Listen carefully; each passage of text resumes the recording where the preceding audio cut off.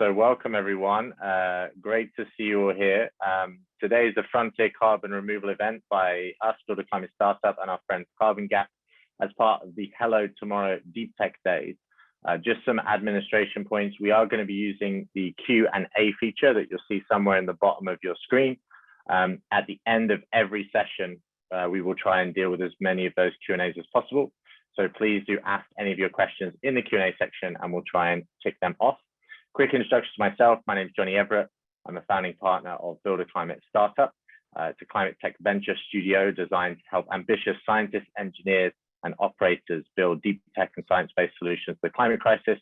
We bring mentorship, expertise, and financing to help individuals go from pre-company, pre-team to a high-impact climate technology company.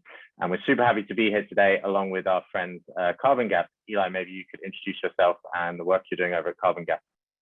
Thanks, Johnny. Eli Mitchell Larson here. I'm leading the launch of Carbon Gap. We're an independent carbon removal advocate for Europe, and we're setting out to bridge the knowledge gap about carbon removal solutions, the policy gap that we need to start scaling them, and the ambition gap to think bigger beyond net zero and actually start restoring the atmosphere. We just freshly launched on the heels of COP26, and we're thrilled to be co-hosting this event with Build a Climate Startup. Welcome to those of you who are already in Paris in person for the week. It's very exciting to have you here, and welcome everybody who's joining remotely. And we've got a couple very exciting hours planned, so strap in and we'll get going. Awesome. Thanks so much, Eli. And just a quick reminder of today's agenda. So right now, this is the intro welcome. We're going to jet in a minute to our panel on CDR in 2022 and the need for frontier pathways with Rémi, Clea, Eli, and moderated by my co-founder, Ben. Then around 5:40, we'll jump into the first of our 4 frontier pathway presentations, kicking off with Phil talking about mineralization, Sarah around bioengineered CDR, followed by Eve around DAC, and then Brad talking us through ocean CDR. And we aim to have everything wrapped up around 7 p.m. for a quick conclusion and rundown of the day. So lots to look forward to. We have some absolutely amazing speakers joining us today, and I'm excited. So let's actually just flick straight into gear. I'm going to pass over to Ben, and he's going to take us through our first panel of the day. Ben. Thank you, Johnny. Thank you, Eli, for the introduction, and thanks everyone for joining today. Very excited to have so many people connecting and a great panel of speakers today. So in this first session, the goal will be to introduce a bit what CDR is and isn't, and what are some of the pathways that can make CDR happen, and in particular, why we need these emerging pathways in addition to the maturing pathways that we start to see. Maybe I will start by letting our 3 speakers introducing themselves and what they work on. So we have Eli from Carbon Gap, Rémi Bouteille from the Climate Pathfinders Foundations, and Clea Kolster from Lowercarbon Capital. Clea, maybe I can let you start first. Sure, thanks, Benjamin. Very excited to be here. My name is Clea. I'm partner and head of science at Lowercarbon Capital. We invest in early stage companies that can provide solutions to reduce emissions from point sources and across all sectors of the economy, remove CO2 from the atmosphere, very topical today, and buy more time for those on the front lines most impacted by climate change. This summer, we raised about $800 million to invest in such solutions and have been deploying it since. My background briefly is in chemical engineering. My PhD at Imperial College London was focused specifically on carbon capture and storage systems, namely on techno-economics. And then I spent quite a bit of time focusing on energy policy, as well as the integration of negative emissions technologies for state agencies and utilities across North America. So I'm excited to be discussing this topic today. Super cool, and welcome, Clea. Eli, I mean, you introduced yourself already, maybe, but you want to say an additional word regarding like what brought you to CDR? Sure, I'll keep it brief. Eli again, leading the launch of Carbon Gap, an independent advocate for carbon removal in Europe. Yeah, my background is in geochemistry. Spent some time as an environmental impact investor and a social entrepreneur. But yeah, I mean, I've come back to CDR because it's a set of solutions that we just need to, I often say, if you're happy with today's atmosphere, something's wrong. Like we shouldn't accept this new normal. So we'll need carbon removal. And I think the other piece is it's really exciting. It's really interesting. And that's why this is one of those great events where I'm much more excited to hear from the 4 presenters that are coming after our panel and just to get the cutting edge emerging solutions. So it's a fascinating topic and excited to be here. Over to Rémi. Yeah, Rémi Bouteille at Climate Pathfinders. I have background in business actually, but I have a lifelong climate passion. And in 2017, I decided to do the transition and try to find out where I could have the most impact. And philanthropy, especially, well-spent impact capital spent through philanthropy into emerging climate solutions really jumped out. So at Climate Pathfinders, we're active in CDR, methane and solar radiation management. And in CDR specifically, we're active in 3 areas. We do research checks for early solutions in the lab, including some people you're going to hear from today. We also facilitate scientists with bright ideas to form businesses. And then finally, we support the whole ecosystem from research to policy. And unlike other philanthropists, we will start new organizations when we feel they're needed.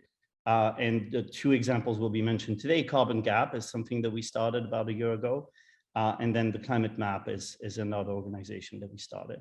I'm very excited to talk about this topic today. It's dear to our heart.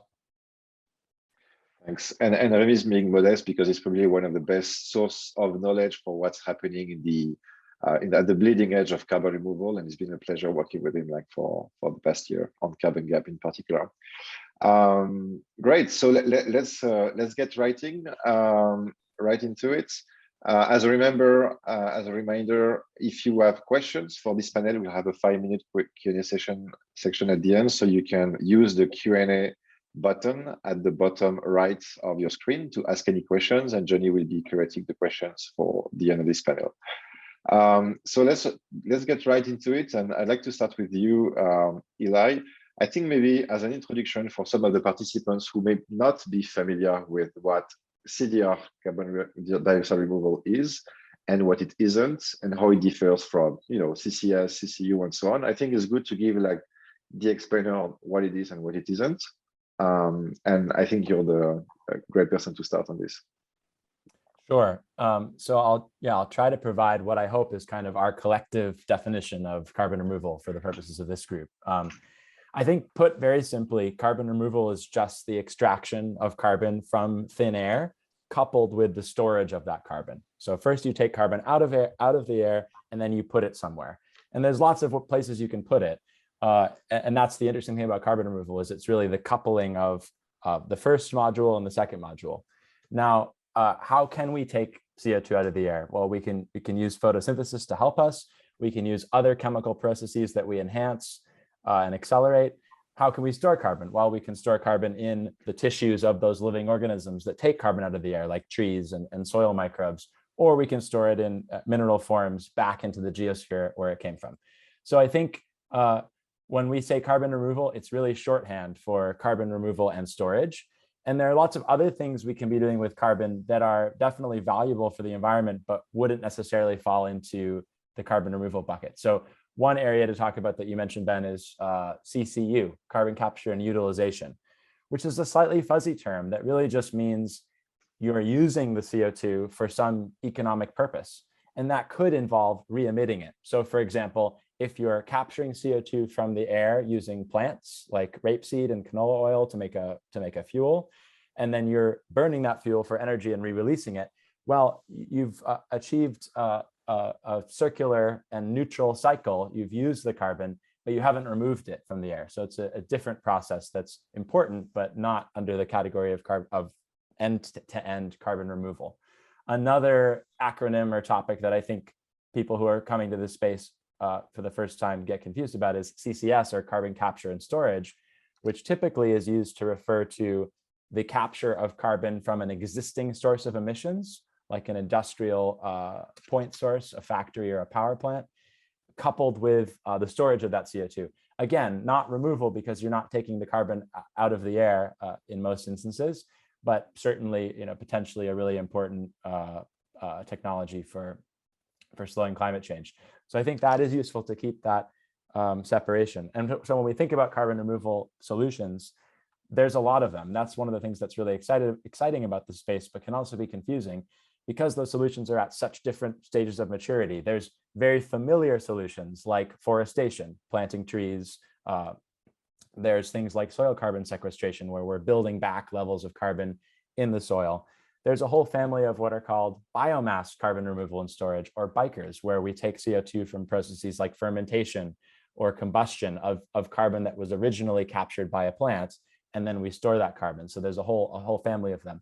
There's things like biochar, where we're actually pyrolyzing and combusting organic matter in the absence of oxygen to turn it into a substance that won't be released to the atmosphere for a long time.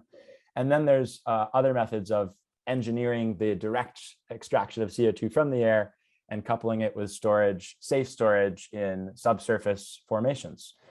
So there's a whole set of solutions. We probably can't go through them all, but hopefully that's a basic intro and way to sort of separate those terms. That's a perfect intro. Thanks a lot, Eli. Clea, I'm turning to you because as an investor focusing on CDR and carbon as one of your key verticals, you clearly have a good sense of what are the companies doing CDR today, some of which you're invested in, others you're looking at. Can you tell us more about what it looks like in practice today, CDR? Yeah, and sorry, I'm just going to take a step back and talk a little bit about why we're investing in CDR in the first place. And that being the fact that that even if we stop emitting CO2 tomorrow and greenhouse gas emissions at large, we still need to remove CO2 from the atmosphere. And I think we have some schematics that are coming up later in this discussion that will help elucidate that. But in essence, we typically talk about a 1.5 C temperature rise threshold, after which we start experiencing dangerous climate change. But reaching that threshold results in about 400 billion tons of CO2 equivalent emitted. That's about 8 years left at the current rate that we're going. And one of the most shocking factors I find is that half of the emissions that we've emitted into the atmosphere since the Industrial Revolution to date come from the last 30 years. That's just to give a sense of how fast those emissions are going. So back to the original point, even if we stop emitting greenhouse gas emissions tomorrow, we still need to remove CO2 from the atmosphere. So that means that we haven't been taking into account the externality cost of carbon in our economy, and that's coming back to us in the form of costs for climate adaptation, damage from occurring droughts, wildfires, health impacts, diseases. And those two factors mean that the market for CDR is growing. Today, there's a demand of about $100 million for purchasing carbon removal credits, but a very small amount of supply. So that's, from an investment standpoint, that's what's exciting. We want to invest in more solutions that can scale quickly, that can be cost effective, but also just resource efficient, and get to a point where we have on the order of billions of tons of CO2 removed annually, which is 10 billion tons per year is about the amount of CO2 removal that we need to be expecting in the next 10 years. And then that's more on the order of 100 billion tons in the next few decades. So getting back to the specifics of the companies and technologies, what I'd say is that I'm most excited about just the pace at which the private sector is moving and new companies are coming about in the space. I think we've seen a first generation of carbon removal and direct air capture, and we're going to talk a little bit more about that distinction and why thinking about carbon removal as a solution that is permanent or long-term and additional and verifiable is key.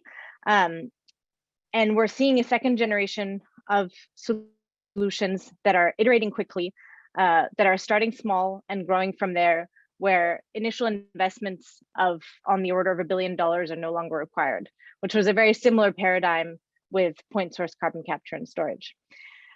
So I'll stop there, but mainly putting forward the message that we're seeing some generally in the reduce and remove, we're seeing very similar trends in terms of increased computational power, cheap DNA sequencing, which means a lot of positive things around synthetic biology being a great lever for carbon removal, as well as cheaper materials and cheaper electricity that are enabling solutions that we wouldn't have thought of a few years ago to come about for CDR, as well as a market that is there and that is growing, and giving faith for the private sector to continue to push through. Thanks a lot, Clea. That's very helpful, and I think that already gives a few hints on this transition from first generation CDR technologies to second generation. And I think that's a great segue into giving the floor to Rémi. Rémi, you have, I think, a couple great slides and good mental model to look at why we need to talk about these emerging pathways for CDR. So I will let you get right into it. Yeah, thanks, guys. So just going back. Eli, you want to talk about this quickly? Oh yeah, sure. Just click the little play button. I mean, super briefly, this is really building on what Clea already articulated quite well, which is we've got to cut emissions in half by 2030. We've got to deliver net zero before 2050, and we've got to keep removing after that to actually restore the atmosphere, bring it back to a safe place. So we talk about the removals gap, which requires hundreds of millions of tons by 2030, billions of tons by 2050. And actually, I think Clea alluded to this figure, something like 220 billion tons of carbon removed cumulatively by 2050. So that's about 5 or 6 years of today's emissions, but running in the other direction. So it's a massive market, it's a massive opportunity, it's a massive challenge. And we just wanted to highlight with this simple animation that, there isn't just an emissions gap, there's also a removals gap. And I think on the next slide, segueing over to Rémi, there's an array of solutions, and we've already alluded how some of them are more established and mature. That's kind of Gen 1, as Ben mentioned. Others are frontier and emerging. So Rémi's going to take us through why that category is so different, or rather the different types of support that it needs to grow. Thanks, Eli. So if we look at how do we get to those humongous numbers of probably 10 to 20 gigatons a year by 2050, and we look at meta research, Gen 1 stuff is what we have on the left here. Even if we scale it perfectly, it just won't be enough. It's constrained by a whole bunch of different factors, which we have listed here. And really that opens the floor to emerging solutions for two reasons, right? One's been mentioned already, which is the Gen 1 stuff won't be enough. And then there's cost issues or other issues like land use with some of the Gen 1 solutions that some of the Gen 2 solutions actually have a shot at fixing. And for that reason, we need to think about how to scale those solutions, right? So that's a mental model, which is that for technical based solutions, really we need to try to recreate the dynamic that's happened in solar, except that we need to do it in a lot shorter time frame. So really, we can't actually experiment too much and experience blockages along the way. We need to go through those different phases, support the core science, and then it overlaps with techno-economic feasibility. Company formation happens around here, and then you deploy and you down cost for deployment. Throughout, you're dependent on an ecosystem of support in the form of advocates, like carbon gap research reports, etc., that Philanthropy has a role to play in. And certainly we're very active in all three areas. So thanks a lot, Rémi. That's super helpful. And so actually you hinted a bit about like some of the presentations we'll hear after, because we'll hear about mineralization, we'll hear about synthetic biology, we'll hear about ocean CDR, and we'll hear about next generation direct air capture. And many of these areas will be subject to, like the core concept of your last slide, which is these learning curves. And I think I have the impression that this is one of the most misunderstood concepts by the general public, by some policymakers, by people who approach new solutions, because sometimes emerging solutions can be discarded as too expensive because today they're too expensive. But we need to look at what happened to solar and batteries, as you hinted. Clea, I wanted to turn to you because I think, like from your investor point of view, these like learning curves and more generally the techno-economics of solutions and how they improve over time is obviously like a big decision factor, because sometimes you can meet founders who have a solution which can be tremendously expensive today. So how do you analyze, what's your lens to analyze this type of solutions and whether it can work at scale, basically? Yeah, so I want to point out one of the key differentiations between the kind of CCS paradigm of before and the CDR paradigm of today. So carbon capture and storage, point source of before, and carbon dioxide removal of today. And I worked pretty extensively on thinking through techno-economics of CCS, and two key things prevail for why CCS hasn't really taken off in a very big way. Yes, there are several discrete CCS projects around the world, but I don't think anybody would really say that we have any form of large-scale carbon capture and storage at point sources today, in the kind of many hundreds of millions of tons kind of way. The reasons for that are that, one, there was no, at least at the time of CCS initial deployment, there was no market for the kind of decarbonized power prices that was offering. Renewables just became cheaper, and were outbidding the idea of having retrofit power plants with CCS. And there wasn't really a market for decarbonizing heavy industry and a willingness to pay.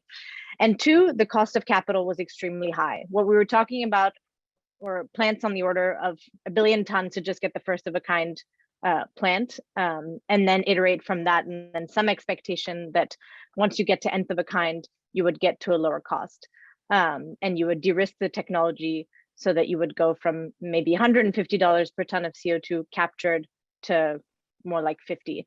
A big portion of that is cost of capital. Now, how does that differ to what we see with CDR today? One, we're seeing that there is a market. You have the likes of Stripe and Microsoft and Shopify and now Square and others that are pushing forward on this and actually committing to procure and pay for carbon dioxide CDR solutions at costs of north of $500 per ton of CO2 removed, in some cases $1,000 to $2,000 per ton. And two, we're creating second generation direct air capture and CDR solutions that can iterate quickly, are more resource efficient, and where they can potentially take advantage of learning curves that are more on the order of your solar PV and semiconductor industry, because they are more modular, more iterative, and can potentially get a lot of resource efficiency gains from large scale manufacturing adoption.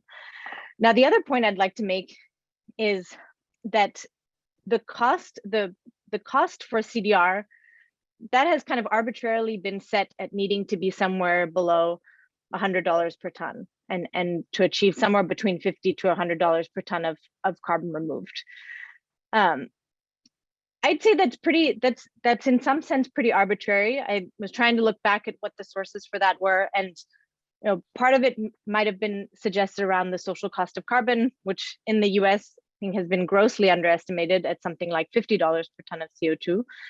And actually, we're seeing that there are many regulations and policies that are willing to value CDR at much higher values than that. The latest 45Q, which is a tax credit in the US for carbon sequestration, has recently priced direct air capture at $180 per ton of CO2 removed. The California Low Carbon Fuel Standard prices carbon dioxide removal at about $200 per ton of CO2. So we're starting to see that those are, maybe we don't need to get to a point where we're less than $100 per ton. Maybe there's a willingness to pay for something higher than that. That said, if you have an equally good solution and that you're at a lower cost and that you're more resource efficient, and to one of the points that Rémi made on his slide, is that we need to think of land efficiency, we need to think of energy efficiency to be able to scale up to the point where we're removing CO2 on the order of tens and 100 billions of tons. So that's the kinds of things that we look at and that we're interested in, and that there is some ability to iterate quickly and to come down the cost curve to be able to achieve those learnings more quickly, perhaps with smaller systems multiplying rather than starting with one very large system and going from there. Super interesting, Clea. And I love what you say on the willingness to pay more, because we're already also seeing in the European like carbon markets, like the price of CO2 really rising to, I think, like north of 75 euro per ton these days, and it can really reach like these kind of levels you're talking about. So that's quite exciting. I'd like to shift gears a bit about what are some of the big bottlenecks in terms of, on one side, down costing some of these emerging solutions, but also increasing the pipeline of emerging pathways.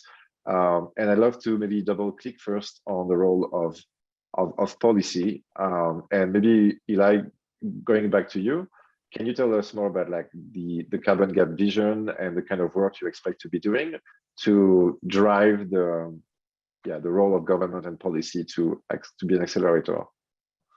Absolutely. And I think, Rémi's framework that he presented earlier, where you see any given climate solution, it needs different forms of support at different times, is a really critical thing to keep in mind, because with all of the policy support that exists, Clea mentioned 45Q, LCFS, you, Ben, alluded to the 75 euro a ton EUA price.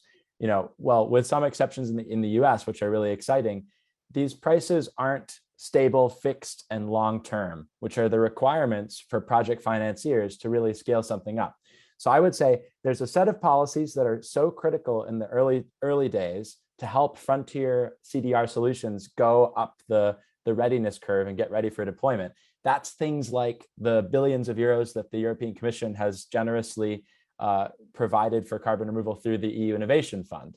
That's the £100 million that the UK government has supported to some early stage projects. So this is a few stages more mature than lab exit, very, very early stage learning by research, but it still doesn't solve the problem of how we actually start to scale up to the numbers that I mentioned earlier and Clea mentioned. It really is about getting those first of a kind projects in place. So we see a few examples like the EU Innovation Fund just funded or partially funded Stockholm Exergy to build a really exciting biomass carbon removal and storage project in Sweden.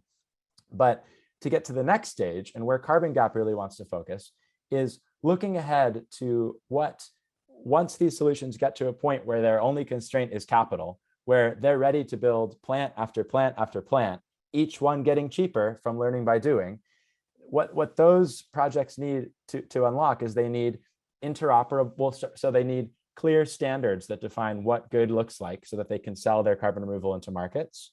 They need interoperability of storage networks so that it's not a problem to actually send CO2. There's a place for it to go, and that storage infrastructure is in place. And they need, as I mentioned, those fixed prices for a long period of time, X euros per ton of CO2 for 20 years, so that a bank can actually feel confident about putting their money behind the project and getting it built. So those are the longer term goals, policy goals for Carbon Gap. And so we'll be working through the European Commission, European Parliament, the UK, all of these different these governance structures. I think the trick is that we do believe that there's really this knowledge gap before we can really get to the policy gap. And to close the knowledge gap means having events like this. It means making it really clear the case for CDR, not just from the climate standpoint, but also the opportunities. And I think as soon as we're trying to craft and deploy policies, we need to think about the political economy of them. And really the fact that ultimately CDR is about providing a safe atmosphere and a just climate future. It's also a source of great economic prosperity and jobs and intellectual property and innovation that could be happening within Europe. So we think one part of closing the knowledge gap on the need for carbon removal and the policy support ecosystem is making that case and helping make crystal clear why this is money well spent and why the European public sector needs to get behind the scale up of these techniques. Super interesting. Thanks a lot, Eli. Rémi, I would like to have you react to that, and specifically maybe focusing on what is one of your specialty, which is like the like public policy / philanthropy nexus and the interaction between both and the role of both? Maybe you can comment on that. Yeah, maybe just stepping back first and putting what's being said in context, right? Because of the short timeline that we have in front of us to get to where we need to be, it's a lot of walking while chewing gum, while listening to Walkman, all at the same time, right? And so those gaps need to be plugged more or less at the same time. And in many ways, there's a role for philanthropy to be the plugger of last resort. If government is not up to speed yet, then government needs to be educated, right? And that's going to happen through philanthropically funded advocates, amongst others. If a field doesn't exist, then it needs to be built, and that needs to happen through philanthropy. So I'll focus on a couple of gaps that haven't been mentioned. I think that until, especially in Europe, until the government research budgets reach the size of budgets that we're starting to get in the US, and the type of government initiatives such as the DAC hubs and the moonshots that are currently getting on deck, then philanthropy will need to be active in funding early research pathways. Because although, Clea said that Gen 2 startups are getting interesting and intriguing, there's just not enough of them, right? So the big picture opportunity for the people who are listening in the audience is that we're going to need to recreate something of the scale of at least the energy system that we've built today in reverse, right? So it's a gigantic opportunity. There's going to be a need to get a lot of shots on goal, and we currently don't have enough pathways in startup to go after that. So the research checks need eventually to be picked up by governments to push those pathways. In the meantime, they have to be picked up by philanthropy. And so there's a handful of philanthropies that are active in these spaces. And then really the last one I want to focus on is what's happening to scientists who have found an interesting idea. And really this is where I need to put a flag on outfits such as my build a climate startup, which is really, let's ease the pathway for those scientists and entrepreneurs to get into successful businesses, to try to understand how to interact with the ecosystem, get financing, build a business so that they can be successful and we can get more pathways and more startups. So there's an opportunity for philanthropic capital support throughout this whole chain of initiatives. Thanks a lot, Rémi. And Clea, I don't know if you're still with us. I know your connection is maybe a bit unstable, but maybe if your connection works, do you want to do you want to react on what has been said, and also like what you see as the biggest gaps to plug? Yeah, unfortunately, I don't know if I caught all that Rémi said, but definitely definitely want to add to that. I think the main points here is that obviously great that the private sector is pushing through on this. They absolutely should. We will continue to invest in this and want more groups to follow, because there is a market and we need to get more supply. But there is a very, very clear and huge role that policy needs to play here, which is in creating an actual framework for how to value and compare different CDR solutions.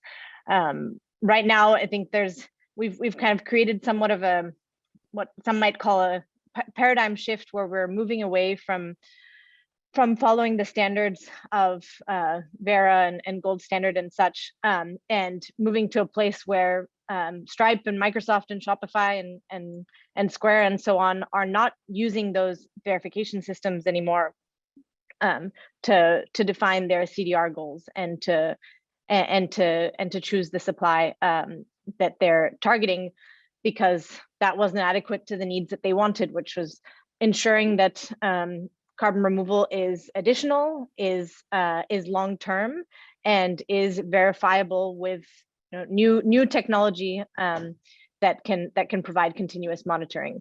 But we need to define a holistic and homogeneous framework across the board, so that we can so that this industry can scale.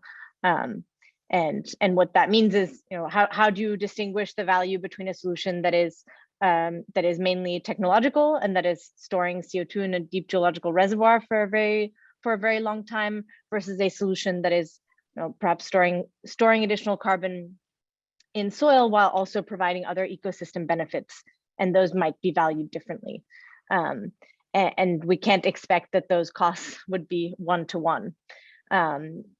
Additionally, just finally to that, is creating an MRV system around a monitoring, reporting, and verification system around nature-based solutions, which in some instances, particularly around ocean CDR, which hopefully we'll be learning a lot more about with the National Academy of Sciences report coming out today, is a solution that can be potentially very long-term, and where systems need to be put in place in terms of creating a framework there for MRV. So. Thanks a lot, Clea. Thanks a lot. I want to keep like the 5-ish minutes we have for the audience questions, because we have a lot of questions in the Q&A. I'll start with the one with like a question from Bella that asks, so there is a fair bit of hand-wringing in the climate community that CDR poses some moral hazard. Setting aside obvious greenwashing, is there any real danger that scaling CDR will draw attention and resources away from emissions reduction? I think this is a question we always hear, but maybe it can use some answering for people in the audience who might not have the answer. Who wants to take this one? I can take a stab, yeah. but it's probably a good group effort. I mean, the idea of a moral hazard or mitigation deterrence, so attention to one thing distracting you from another, it's a very real potential critique. I should add that it's the case with any technology. If I told you that I was going to build an electric car for $10 and sell it to you in 10 years, that could generate a moral hazard where people anticipate this promised technology. So it's not exclusive to carbon removal. It exists with any sort of future climate tech, but it is a valid criticism. And I think the way to think about it is that at this stage, we really need to get out, I would say, of the kind of scarcity mindset that many of us who've been working in climate for a long time have been thinking in terms of fighting for a specific slice of the pie. We have to be thinking about growing the pie, because the real moral hazard would be failing to develop this set of techniques in time to deliver what the science is already crystal clear needs to be delivered. And I think the other way to think about it is that the price of removals feeds directly into the cost of reducing emissions. And everything that we do in the carbon removal ecosystem should be in service of reducing emissions. And I think one of the ways that happens is if you commit to buy carbon removal of a certain quality. Leah was listing them off, right? I mean, Clea was listing, additionality, avoidance of indirect carbon leakage, durability. When you're buying carbon removal that checks all those boxes, let me tell you, it probably costs more than some of the low-hanging fruit emission reductions that you could be making. Great example is Swiss Reinsurance, who's seeing that happen right now with their $100 a ton carbon price. So I think that we can use the tool of removals to accelerate emission reductions, and we should be calling each other out, like that we should avoid infighting in the climate community, but we should know when someone is being disingenuous, we should call them out. So I think it's about getting out of the scarcity mindset, realizing that we have a common enemy, which is carbon in the atmosphere, and making sure that the folks that are working on very cost-effective emission reductions are applauded for doing what needs to happen first, but we're also making the clear case that the stuff we're working on needs to happen in parallel. As Rémi said, we need to walk and chew gum at the same time. There's no time for waiting at this point. Thanks a lot, Eli. Great answer. I'll go straight to the second question from Marianne, who basically asked whether you think that CCU could be a tool to drive down the costs and drive down the cost of what will in the end be engineered high quality CDR, basically swallowing the pill of doing actual CDR now for some solutions for the sake of like quicker deployment and reducing cost quickly, because today there's not an infinity of Stripe, Shopify, and others who can buy these very expensive removals today. Who wants to take? Who wants that one for Clea? Sure. Yeah, absolutely. Today there is a market for CO2 utilization that is dominated by both the fertilizer market and CO2 used for enhanced oil recovery, but that's about 200 million tons of CO2 used per year. Those are probably not the main markets that you want to target, but there's also a lot of very interesting developments in CCU where CO2 is finding its way into both improving products, for example, in building materials and increasing the stability of them, but also in displacing other emissions, namely around chemical production, as well as thinking through the future of fuels. So absolutely, while CCU will note, if you remove CO2 from the atmosphere and then you use it for something that will then be reburned or consumed, for example, which we would for example, in the use of CO2 in food and beverage, then that is not a negative, that is not removing a ton of or an amount of CO2, but that is a great market and a growing one that can most definitely accelerate direct air capture. And we're seeing several companies that are looking into that, including Mission Zero Technologies in the UK, Heirloom in the US, and several others that are taking advantage of the utilization market as an additional market incentive to bring down their costs. Yeah, thanks a lot, Clea. I'll take a very, very quick one just to finish, and I will ask you for a very brief answer before leaving the floor to Phil. It's a short question from Kyle. How do you think about ensuring the quality of carbon offsets or carbon capture projects? Whoever wants to take this one. Rémi, I think given your recent appointments, that would be a good one for you. I'm happy to jump into, but you got this. Yeah. So obviously we need